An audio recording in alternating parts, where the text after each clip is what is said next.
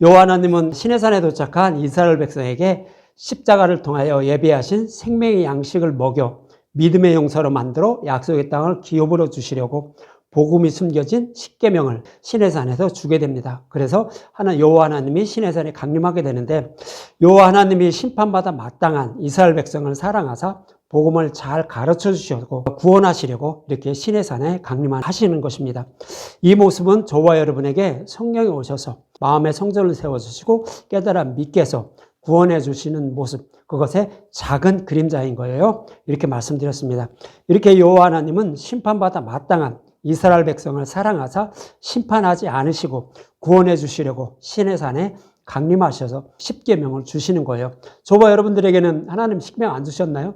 시내산에 주신 거 말고 저와 여러분들에게는 성경의 말씀을 통하여 주신 거예요. 십계명을 주셨다는 얘기는 율법을 주신 거예요. 이스라엘 백성들에게.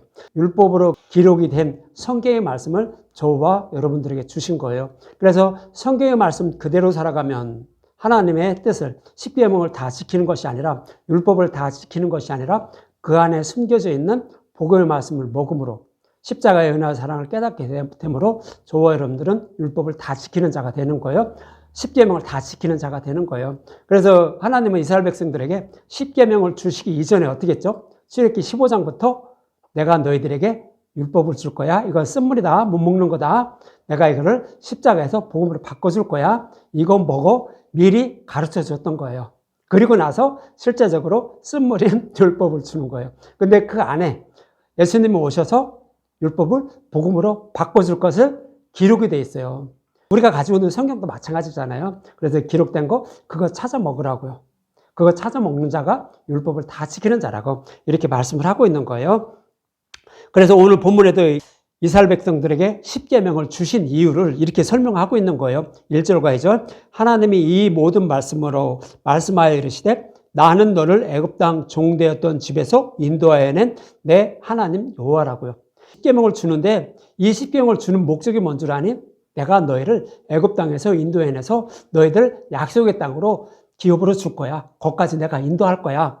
이런 의미로 이렇게 지금 말씀하고 있는 거예요. 이 얘기는 어떤 얘기냐면 이 율법 속에는, 십계명 속에는 복음이 숨겨져 있다는 거예요. 이거 찾아 먹는 것이 율법을 지키는 것이고 십계명을 지키는 것임을 하나님은 말씀하는 거예요. 이런 의미로 나는 너를 애굽 땅 종되었던 집에서 인도하여낸 내 하나님 여호와라라고 이렇게 십계명을 주시기 바로 전에 이 말씀을 끌어다가 이렇게 말씀하시는 거예요. 그래서 저와 여러분들이 율법을 지키는 거, 십계명을 지키는 것은 율법 속에 숨겨진 복음을 찾아 먹어야 되는 거예요. 약속하신 메시아가 오셔서 십자가에서 우리의 죄를 다 대속해 주신 거, 이거 먹으라는 의미로 이렇게 말씀을 하고 있는 것입니다. 실제로요, 약속의 땅, 하나님 나라를 상징적으로 표현하고 있죠. 이 땅은 누가 들어가죠? 죄가 하나도 없는 사람만 들어가요. 그래서 죄가 하나도 없는 사람만 들어가므로 하나님은 이스라엘 백성들에게 율법을 주시는 거예요. 즉 죄가 없는 자로 여겨주셔서 그들을 약속의 땅으로 인도하기 위한 거죠. 그러니까 약속의 땅을 기업으로 주시기 위해서 이렇게 십계명을 주시는 거예요.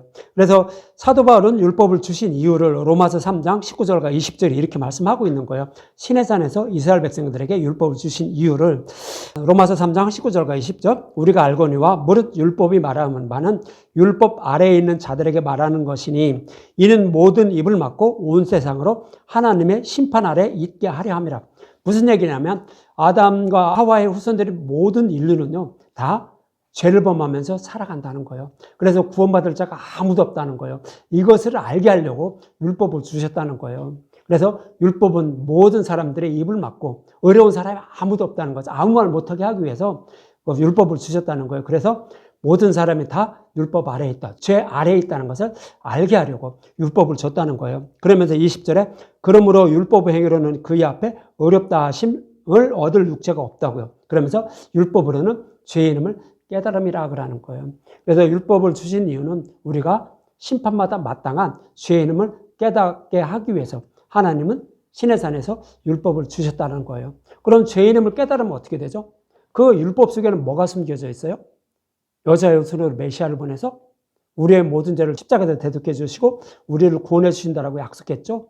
그래서 그 예수님 십자가에서 죽으시고 부활하신 복음으로 우리를 깨달아 믿게 해서 가죽 옷을 입혀주셔서 예수님의 의의 옷을 입혀주셔서 우리를 구원해 주신다라고 그 율법 속에 숨겨져 있잖아요. 그래서 죄인을 깨달으면 그것을 찾아먹고 이런 더러운 죄인을 하나님이 나를 사랑하사 이렇게 대속해 주시고 우리를 구원해 주셨구나라는 것을 알게 하려고 율법을 주셨다라고 사도 바울은 말하는 거예요. 오늘 본문 2절에도 말씀하고 있잖아요. 내가 너희들 죄를 범해서 심판받아 마땅한 그런 바로의 뇌로 살아갔었는데 내가 너희들을 인도했다고요. 왜요? 너희들을 내가 사랑해서 약속의 땅을 기업으로 주려고. 이렇게 오늘 본문 2절에도 똑같이 말씀하고 있는 거예요. 사도 바울도 율법을 주실 이유를 그렇게 말씀하고 있고요. 그래서 율법을 주신 이유는 이렇게 죄인임을 깨닫고 그리스도께 인도함을 받아서 믿음으로 말미암아 의롭다 여겨주셔서 우리를 구원해 주시려고 율법을 주셨다라고 갈라디아서 3장 24절에 말씀하고 있는 거예요. 이같이 율법이 우리를 그리스도께 인도하는 수동교서가 되어 우리로 하여금 믿음으로 말미암아 의롭다함을 얻게 하려 함이라 그러죠. 그렇죠? 그냥 죄인임을 깨닫지 못하면 나는 의인인데 왜 하나님을 찾겠어요? 죄인임을 깨닫게 해서 예수님을 꼭 붙잡아서 믿음으로 의롭다 여김을 받게 해서 우리를 구원해 주시려고 율법을 주셨다는 거죠. 그래서 율법은 그런 역할을 하는 도구에 불과하다는 거예요. 그래서 우리는 율법을 전혀 지키지 못해서 지옥불에 들어갈 수밖에 없지만 그런 우리를 사랑해서 하나님이 대신 우리의 죄를 십자가에서 대속해 주시고 지옥불의 고통도 대신 받으시고 또 스스로는 이 복음을 깨달아 믿지 못하니까 하나님이 친히 찾아오시는 거예요. 그래서 마음의 성전을 세워주시고 복음을 깨달아 믿게 해서 진리의 길로 인도해 주셔서 우리를 구원해 주신다라고요. 이러한 십자가 은혜의 사랑을 알라고 저와 여러분들에게 성경의 말씀을 주시는 거예요. 그래서 누르기 들어가지 않는 오직 진리의 말씀만 듣고 먹어야 된다라고 이렇게 성경은 반복해서 말씀을 하고 있는 것입니다. 근데 오늘 본문 1절과 2절에 이렇게 말씀하신 거를요, 이미 창세기 1장부터 말씀하고 있었던 거예요. 타락한 자신의 백성을 어떻게 구원하실 것인지 애굽에 있던 이스라엘 백성들을 유월절 양의 죽음을 통하여 출애굽시키고 그들에게 십자가에서 죽으시고 부활하신 예수님 생명의 양식을 먹여주셔서 율법이죠. 신의 산에서 주신 그 율법을 먹여주셔서 믿음에 대게 해서 우리를 구원해 주신다라고 창세기 1장부터 말씀하고 있었어요. 그래서 창세기 1장에서 첫째 날부터 셋째 날까지 말씀하고요. 애굽에 있던 이스라엘 백성들이 출애굽해서 신의 산에서 율법을 받으며 이제 그 생활하는 그런 모습까지 비교해서 여러분들에게 말씀을 드릴 거예요. 그럼 먼저 창세기 1장 2절을 한번 볼게요. 창세기 1장 2절에 보면 하도 많이 들어서 다 아실 거예요. 땅이 혼돈하고 공허하며 흑암이 깊음 위에 있고 하나님의 영은 수면 위에 운행하시니라 그러죠. 땅이 혼돈하고 공허하며 흑암에 깊음이 있다는 것은 모든 사람들은 죄를 범하면서 살아간다는 거예요. 그래서 심판받아 마땅한 상태. 그렇게 살아가는데도 자신이 지옥불에 들어갈 수밖에 없다는 것을 알지 못하고 이 땅에 살아가는 모습이에요. 그러니까 애굽에 있던 애굽 백성들 또 이스라엘 백성들 똑같다는 거예요. 둘 다 똑같다는 거예요. 자신의 죄로 인하여 심판받아 마땅한데 그것을 알지 못하고 살아간다는 거예요. 이것이 땅이 혼돈하고 공허하며 흑암이 깊음 위에 있다라고 이렇게 말씀하고 있는 거예요. 그런데 그렇게 살아가는 자들 중에도 하나님이 택한 백성이 있다는 거예요. 그래서 하나님이 그들을 품으로 보호하고 있는 모습이 하나님의 영은 수면 위에 운행하신다라는 그런 말씀인 거예요. 이 말씀을요, 애굽에 있던 이스라엘 백성들의 모습으로 이렇게 표현을 하고 있어요. 출애굽기 10장 22절과 23절을 보면 땅이 혼돈하고 공허하며 흑암이 깊음이 있는데 하나님의 영은 수면 위에 운행하시는 그런 모습을 이렇게 표현하고 있어요. 출애굽기 10장 22절과 23절 모세가 하늘을 향하여 손을 내밀매 캄캄한 흑암이 3일 동안 애굽 온 땅에 있어서 그러죠. 그러니까 애굽 온 땅에 흑암이 가득하다는 거예요. 창세기 1장 2절의 말씀과 똑같죠. 똑같은 말씀을 이렇게 표현하고 있는 거예요. 그런데 그들 중에 하나님 택한 백성이 있어서 하나님이 품으로 보호하고 있는 모습을 23절에 이렇게 말씀하고 있는 거예요. 그동안은 사람이 서로 볼 수 없으며 자기 처소에서 일어나는 자가 없으되 온 이스라엘 자손들이 거주하는 곳에는 빛이 있었다라고 하죠. 빛이신 예수님이 그 흑암 중에 있는 이스라엘 백성들을 사랑하사 품으로 보호하고 있다고요. 이것이 하나님의 영은 수면 위에 운행하신다라는 그런 말씀과 동일한 의미로 이렇게 말씀을 하고 있는 거예요. 그래서 저와 여러분들이 구원을 받을 수 있는 것은요, 저와 여러분들이 무엇을 잘해서 구원받는 거 아니에요. 하나님이 택해서 하나님이 찾아오시는 거예요. 찾아오셔서 복음의 말씀을 깨달아 믿게 하는 거예요. 누구처럼? 애굽에 있던 이스라엘 백성들처럼 그렇게 찾아와서 품으로 보호하시고 그리고 이제 복음을 깨달아 믿게 해서 그들을 약속의 땅으로 인도하는 모습으로 이렇게 말씀하고 있는 거예요. 이렇게 심판마다 마땅한 자들을 품으로 보호하고 계시는데 실제적으로 이제 그들을 어떻게 구원하냐면 창세기 1장 3절에 이렇게 말씀하고 있죠. 하나님이 이르시되 빛이 있으라 하시니 빛이 있었고, 이 얘기는 요한복음 1장에서 말씀하고 있죠. 빛이신 예수님이 오셨는데 어둠이 깨닫지 못한다라고 그래요. 똑같은 말씀이에요. 그 빛이신 예수님이, 다시 말씀드리면 창세기 3장 15절에서 여자의 옷으로 메시아를 보내서 사탄의 머리를 밟고, 그러니까 예수님이 우리의 모든 죄를 대속해 주시고 지옥불의 고통도 대신 받으시고 생명으로 부활한다는 얘기예요. 이것이 사탄의 머리를 밟는다는 거예요. 또 이것은 또 다른 표현으로 하면 복음의 말씀이라고 말씀드렸죠. 그래서 예수님이 십자가에서 우리의 죄를 다 대속해 주시는 모습이 뭐예요? 빛이 있으라 하시니 빛이 있었다는 말씀이에요. 그것이 창세기 1장 3절 빛이신 예수님이 오셔서 십자가에서 우리의 모든 죄를 대속해 주시는 모습을 이렇게 그려주고 있는 거예요. 왜 이렇게 대속해 주시죠? 창세전에 택한 백성이 있는 거예요. 이스라엘 백성들처럼 품으로 보호하고 계신 자들을 죄를 대속해 주셔서 구원하시기 위해서 이런 일을 해 주시는 거예요. 그리고 나서 이제 예수님 십자가에서 다 대속해 주시고 죄인들이 받을 지옥불의 고통도 다 받으시게 되는 거죠. 이 모습을 이제 창세기 1장 6절과 7절에는 이렇게 말씀하고 있는 거예요. 하나님이 이르시되 물 가운데 궁창이 있어 물과 물로 나뉘라 하시고, 하나님이 궁창을 만드사 궁창 아래의 물과 궁창 위의 물로 나누게 하시니 그대로 되니라, 이렇게 이야기죠. 그 전에 제가 말씀을 빼먹었는데 창세기 1장 3절에 빛이 있으라 하시니 빛이 있었다는 말씀은 뭐예요? 애굽에 있던 이스라엘 백성들이 유월절 양을 잡는 모습이에요. 이것이 예수님 십자가에서 우리의 죄를 대속해 주시는 모습으로 이렇게 표현하고 있는 거예요. 그래서 이스라엘 백성들이 유월절 양을 잡는 것이 뭐예요? 빛이 있어 하시니 빛이 있었다. 즉 예수님이 십자가에서 모든 죄를 대속해 주시는 모습. 그러니까 복음 알고 깨달은 자들은 자신의 손으로 예수님 십자가 못 박아 죽였다는 그런 모습이라고 말씀드렸죠. 그러니까 이스라엘 백성들이 유월절 양을 스스로 잡는 모습과 똑같은 의미라고 여러분들에게 말씀을 드렸어요. 그래서 그 모습이 바로 그것이고, 이렇게 십자가에서 죽으시고 또 지옥불의 고통을 받으심으로 물이 하나로 되어 있는데 물과 물로 나눴다라고 이렇게 말씀하고 있는 거예요. 물이 하나로 되어 있다는 것은 뭐예요? 저와 여러분들이 가지고 있는 것이 물이에요. 성경의 말씀은 물이라고요. 물로 표현을 하고 있는 거예요. 그런데 그 전에는 하나로 되어 있다는 거예요. 율법과 복음이 합해져 있어요. 우리 성경 말씀 속에는요, 율법과 복음이 구별이 되어 있는데 예수님을 믿는 성령에 오신 사람들은 율법과 복음을 구별해요. 근데 그렇지 않은 사람들은 율법으로만 보여요. 그러니까 이스라엘 백성들에게 시내산에서 주신 그 율법의 말씀, 그것이 이제 우리가 가지고 있는 성경의 말씀인데 하나로 되어 있다는 거예요. 율법으로만 보인다는 거예요. 그것이 이제 그 물이 나눠지지 않은 상태예요. 그런데 예수님이 십자가에도 죽으시고 부활하심으로 우리의 죄도 대속해 주시고 지옥불의 고통도 다 받으심으로 우리는 어떻게 되죠? 지옥불의 고통을 받지 않게 된 거죠. 이것이 물과 물로 나뉘었다라고 하는 거예요.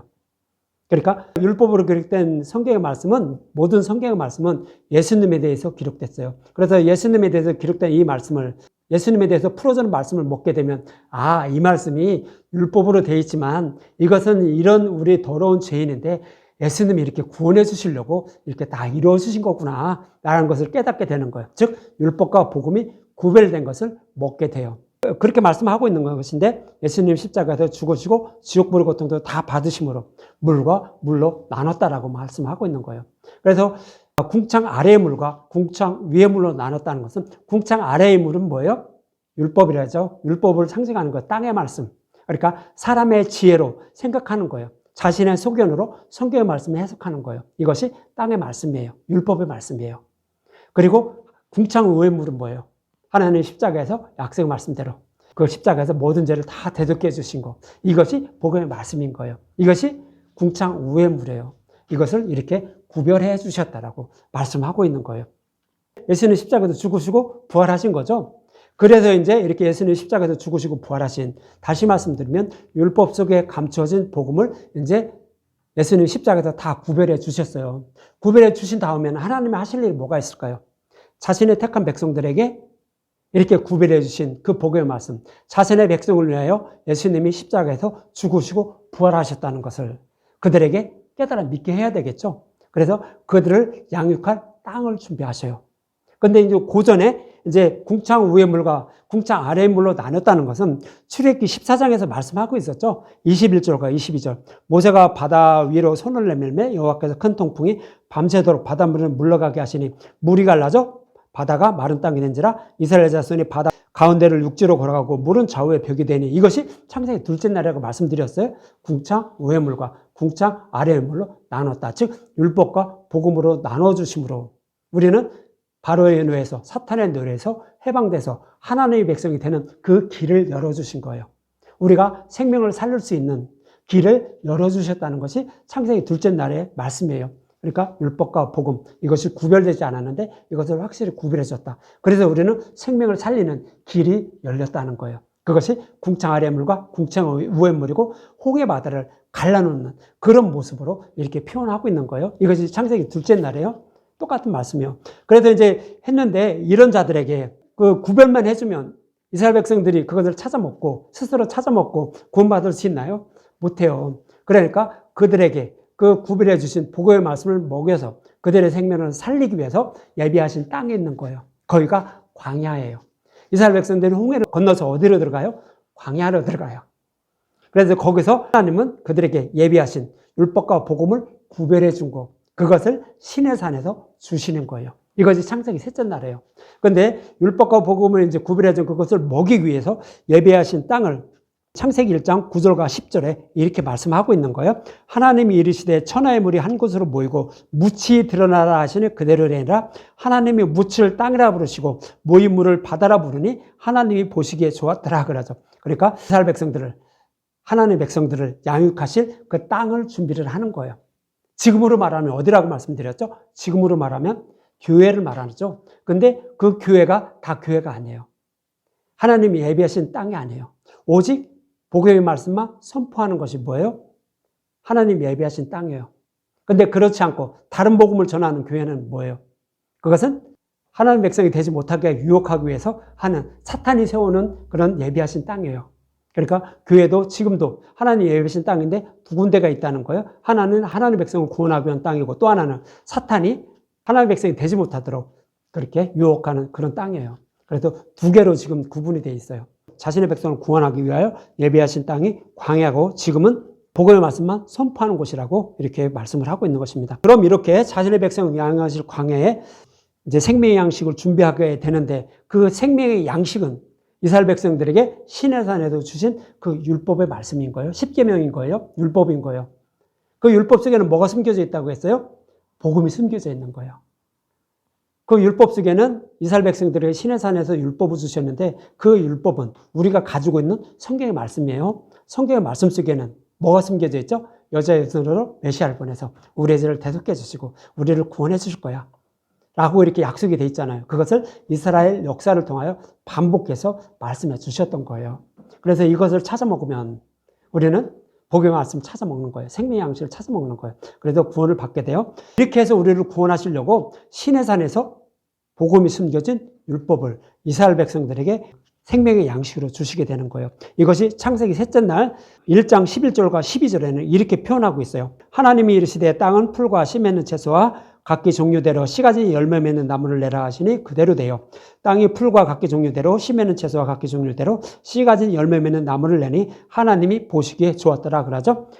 그러니까 이 말씀 지금 셋째 날에 풀, 씨 맺는 채소, 씨가지 열매 맺는 나무 이것을 주시는데 이 모습을 이스라엘 백성들이 시내산에서 율법을 받는 그 십계명을 받는 모습 그 모습을 이렇게 창세기 셋째 날에는 이렇게 표현하고 있는 거예요. 그럼 이 십계명 속에는 뭐가 숨겨져 있어요? 씨가 들어가 있는 것이 숨겨져 있어요. 씨 맺는 채소하고 씨 가진 열매 맺는 나무가 이 율법 속에 숨겨져 있는 거예요. 그것을 이제 잘 모형했던 것이 성막을 주는 거예요. 죄를 어떻게 사함받게 해서 하나님의 백성으로 만들어주는지 그것을 표현한 것이 성막이에요. 그래서 성막은 모든 것이 다 뭐라고 했죠? 십자가라고 말씀드렸죠. 예수님에 대해서 말씀하고 있는 것. 그래서 예수님에 대해서 카페에도 올려서 여러분들에게 아마 다 읽어보셨을 거예요. 그래서 예수님이 이렇게 우리를 구원하신다는 거 이것을 말씀하고 있었다라고 이렇게 성막을 통해 말씀드렸습니다. 그런데 여기서 풀은요, 대시라는 히브리어예요. 그래서 꽃이 피지 않고 씨도 없고 열매도 없이도 번식하는 그런 식물을 말해요. 그런 풀 같은 걸 말해요. 그것이 은화식물이라고 이렇게 돼 있더라고요. 그래서 그렇게 아주 연한 채소와 같은 연한 풀과 같은 그것이 바로 풀이에요. 풀에는 씨라는 단어가 들어가 있지가 않아요. 그래서 이 풀은 뭐예요? 율법을 상징하는 거예요. 그래서 시내산에 주신 율법을 상징하는데 그 말씀 속에는 뭐가 들어있어요? 예, 복음이 숨겨져 있는 거예요. 씨가 들어가 있는 양식이 숨겨져 있는 거예요. 그래서 그걸 찾아 먹는 거예요. 그런데 그럼 왜 율법을 주셨나? 율법을 주신 이유는 서두에도 말씀드렸지만 우리는 이렇게 심판받아 마땅한 죄인임을 알게 하려고 주신 거예요. 그래서 성경은 이 율법의 행위로 구원받으려고 하는 자들을 뭐라고 표현하고 있죠? 히브리서 5장 12절을 말씀하고 있죠? 너희가 때가 오래되었는데 마땅히 선상이 되었는데 아직도 그 풀이나 먹고 있냐? 라고 히브리서 5장 12절을 말씀하고 있죠. 때가 오래되었으므로 너희가 마땅히 선상이 되었을 터인데 너희가 다시 하나님의 말씀에 초보에 대하여 누구에게 가르침을 받아야 할 처지니 단단한 음식을 못 먹고, 그러니까 그 율법 속에는 씨가 들어가 있는 그런 복음의 말씀이 숨겨져 있다는 거예요. 그런데 그걸 찾아 먹어야 되는데 그걸 찾아 먹지 못하고 아직도 애기들처럼 젖만 먹고 있다고 하죠. 그러니까 율법의 행위로 구원받으려고 하는 자들, 진리의 말씀이 아닌 다른 방법으로 구원받으려고 하는 자들은 다 누구다? 아직도 어린아이다라는 거예요. 믿음이 없는 이제 어린아이와 같다라고 이렇게 성경은 말씀하고 있는 거예요. 그런데 풀 말고요, 씨 가진 뭐 채소, 씨 맺는 열매 맺는 나무라고 했는데 이 여기서 씨라는 단어는요, 제라라는 히브리어예요. 그래서 파종하기 위한 씨를 맺는 그런 말씀이에요.